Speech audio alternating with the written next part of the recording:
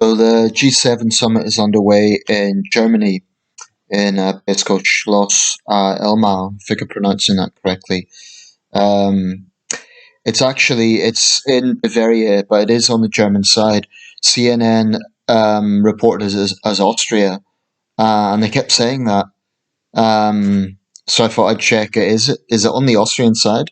But no, they've got that wrong.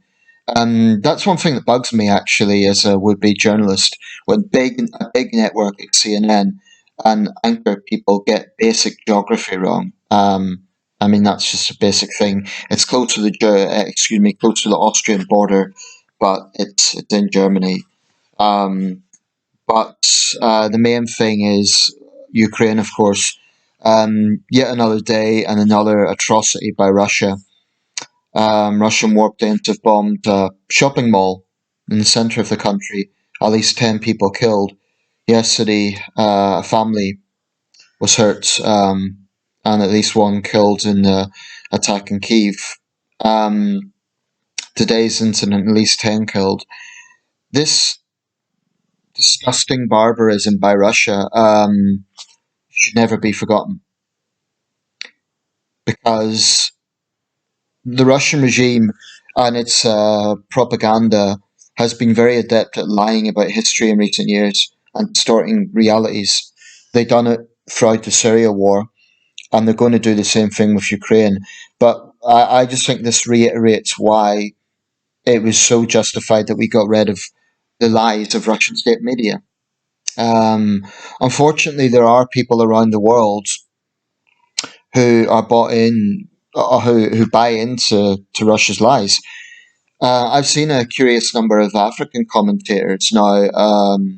I caveat this by saying that it's obviously not everyone, but a lot of those who come out with these sycophantic praising posts about Putin whenever there's a report on Russia's latest atrocities. It's curious that they tend to be from countries like Nigeria, Kenya, quite a few Indians. Wonder why this is. And I think it's either that they've got some personal grudge against the West, so they don't really care what the truth is on the ground. I wonder can they even find Russia and Ukraine on a map? But it's not that they're necessarily pro-Russia. It's that they just want to have some cheap shot at the West because they have some grievance against the West for whatever the reason may be. But this is ignorant because they're just insulting the victims of Russian brutality. If they think Russia's a friend of African countries, they're deluded. But I caveat that by saying it's not everyone. Um, this is the traditional family photo at the G7. It's significant as the first summit by the host Olaf Scholz as German Chancellor. The other leaders are Mario Draghi of Italy, Justin Trudeau of Canada, Emmanuel Macron of France, Joe Biden of the United States, Boris Johnson of the United Kingdom, and Fumio Kishida of Japan. And as always, invited along are the President of the European Commission, Ursula von der Leyen, and Charles Michel, the President of the European Council. They always traditionally come to the G7 as well. I can make a whole video about the relevance of the G7. I believe I did last year when we hosted it at Carbis Bay. I think it is fair to say the overall relevance of the G7 as a body has somewhat decreased from the past. And there's now more weight towards the G20 and other such groupings. But I still wouldn't totally dismiss the G7. I honestly think that despite Russia's bravado, the sanctions have seriously hurt Russia. And yes, Russia is still having the upper hand militarily speaking. They've shown that, although it shows their callous side as well, the fact that they would attack a shopping mall. A shopping mall. I mean, where's the military strategic importance of that? It is just sheer callousness and thuggish brutality. There's absolutely no military importance in hitting a shopping mall. Um, so as this war rages in the east, it's Russia's way of saying we've still got clout elsewhere. Nevertheless, Russia hasn't totally taken over Ukraine. They have failed in that sense. I think in that sense, Russia has been humiliated. The fierce, and courageous resistance of the Ukrainian people, I think, has been a surprise to Russia. I really do. And yes, it's been helped by Western support, but I honestly thought Russia would achieve this. In fact, according to our military brass, their objectives were to take over the whole of Ukraine within 30 days. And what's it been now? 4 months. So I really think that Russia is definitely showing weaknesses. It can't be underestimated. It is a powerful country. Um, I mean, powerful enough that they can afford to make dystopian doomsday rants about flattening Western cities. But I want to read out an interesting report. This is coming, it's on Yahoo News, but it's via the Daily Telegraph. I'll just read it out because I think it's quite interesting. And it shows the sort of mindset that Putin has. Fears grow that Russia could soon turn against Kazakhstan. There was another report about the number of cyber attacks increasing against Lithuanian websites. So it shows that the risk is really palpable. But anyway, this report is by James Kilner and is from the Daily Telegraph. I'll just read it out because I think it's important. Russia has accused Kazakhstan of ignoring Russophobic activity, raising fears that the Kremlin may turn against the nation after its war in Ukraine. Igor Krasnov, Russia's chief prosecutor, claimed Ukrainian activists in Kazakhstan were helping fuel anti-Russian sentiment. I'm regularly informed that with the support of Ukrainian non-governmental organizations, active Russophobic activity is also unfolding in Kazakhstan, Mr. Krasnov said during talks with his Kazakh counterpart in Minsk, where chief public prosecutors from around the former Soviet Union met. The Kremlin used the pretext of defending marginalized ethnic Russians to justify its war in Ukraine. Germany had done the same thing leading up to World War II, incidentally. And in April, Russian generals also said that their armies should battle all the way to the border with Moldova, where it claimed ethnic Russians were being discriminated against. Kazakhstan and Russia share the world's longest continuous land border and have been regarded as staunch allies, but Russia's invasion of Ukraine has fractured this alliance. Earlier this month, during a televised press conference, Kazim Yomart Tokayev, I'm saying that as Yomart, I don't know how the name's pronounced, the Kazakh president embarrassed Vladimir Putin during the final session of an economic forum by explaining that he did not support the independence of pro-Russia regions in Donbass. 20 minutes later, Putin warned that the territories of the Soviet Union are Russian. Kremlin-linked propagandist and Ramzan Kadyrov, the Chechen leader, that is Putin's loyal bulldog, have since told the Kazakh government to back the Kremlin.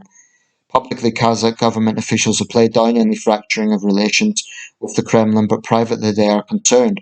Ordinary Kazakhs are also worried that Putin may turn his attention to Kazakhstan once he has achieved his war aims in Ukraine. We would be no match for Russia. Yes, for sure, we could be next, Chingiz, the former Baker president in the Kazakh capital Nur Sultan said last week. We have a small army and would be no match for Russia. It's no good. Kazakhstan has a large ethnic Russian population of around 3.5 million out of a population of 19 million. Many of these in the north of the country, and pro-Russian sentiment there, hardened by Kremlin TV propaganda, is running high. Thousands of anti-war Russians have also set up new homes in Kazakhstan since the start of the war. Many from Moscow and St. Petersburg fled to Almaty, the wealthy former capital in southern Kazakhstan. Uralsk in northern Kazakhstan, only 45 miles from the border with Russia, has also become a refuge for anti-war Russians fleeing from cities in the Urals on a few hours' drive away. I think this thing is significant. Kazakhstan's a huge country. I mean, it's about the size of Western Europe. And it's important for Russia. It's where Russia's space programs are launched from. Earlier this year, of course, in January, there was a violent political unrest that was going on there. So it's a volatile country, as all the Central Asian countries are. Um, Obviously, one on one, Russia could easily outmatch Kazakhstan.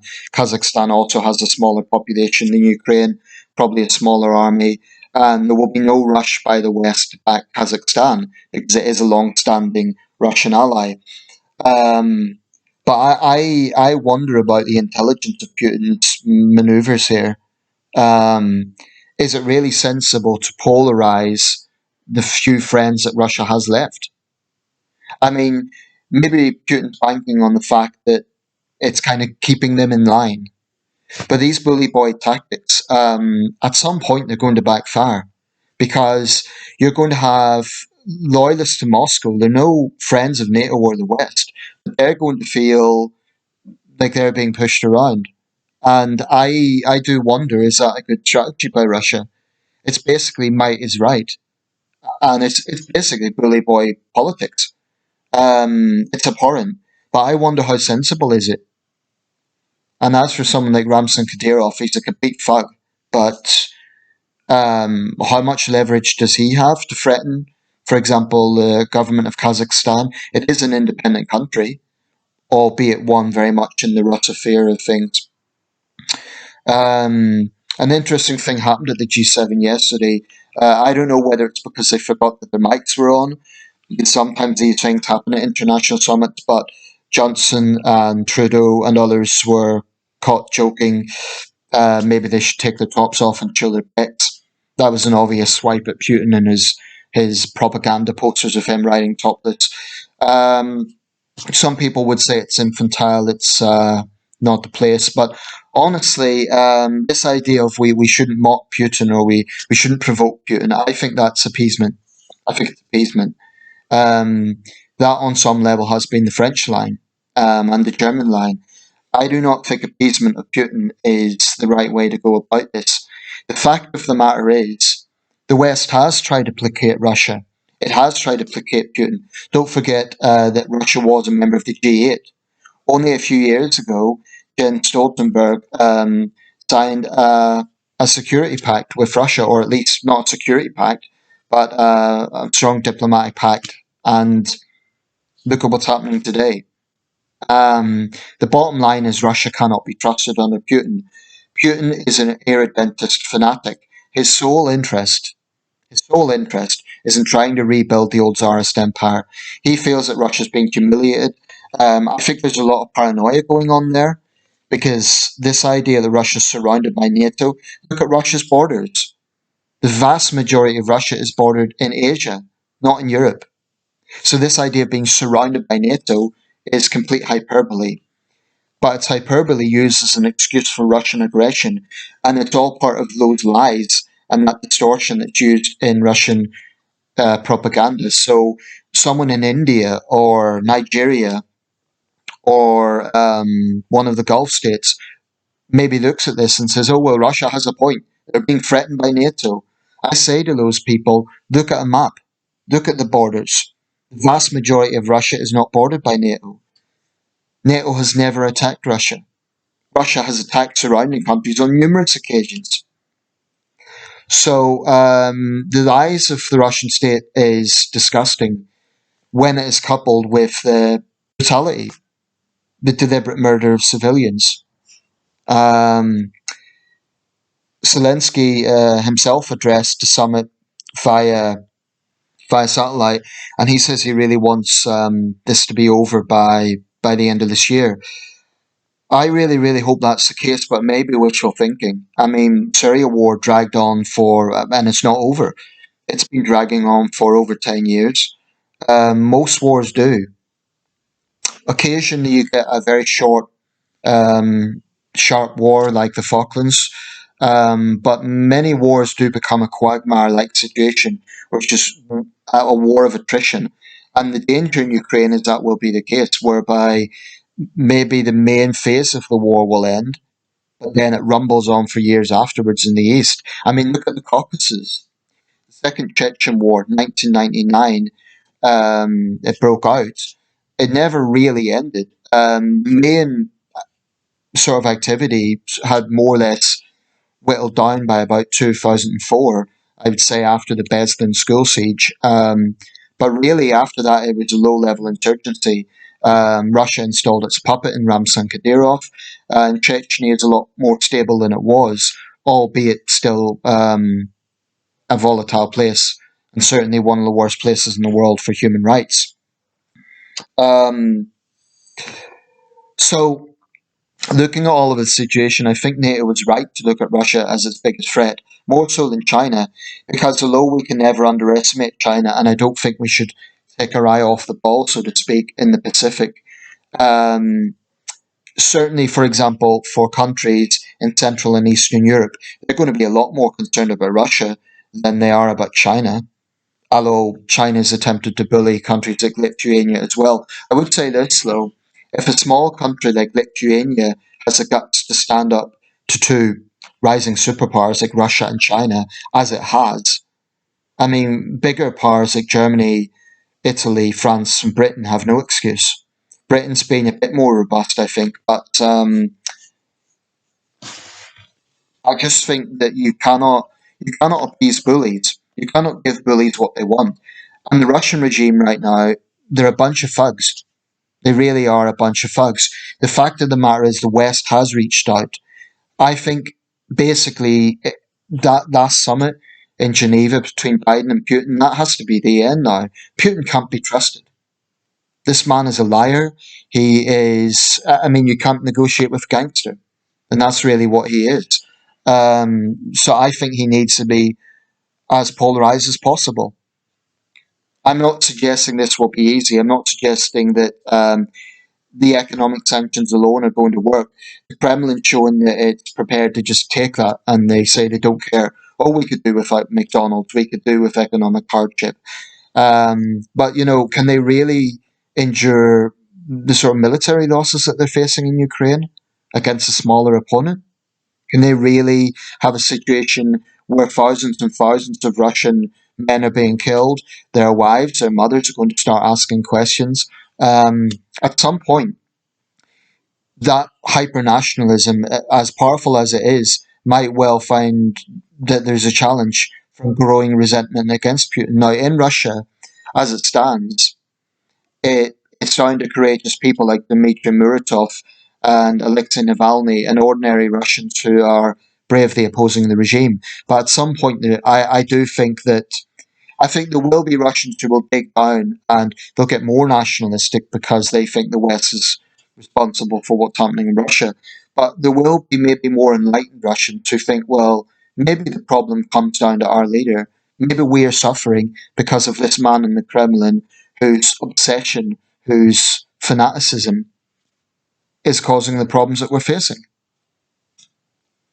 And I really genuinely believe that as soon as Putin leaves office, whether that be from a coup, whether he dies of natural causes, I sincerely believe that that is the only way that relations can improve with Russia. The problem is Putin. In the end of the day, people can say what they want about the West. They can blame Western policy.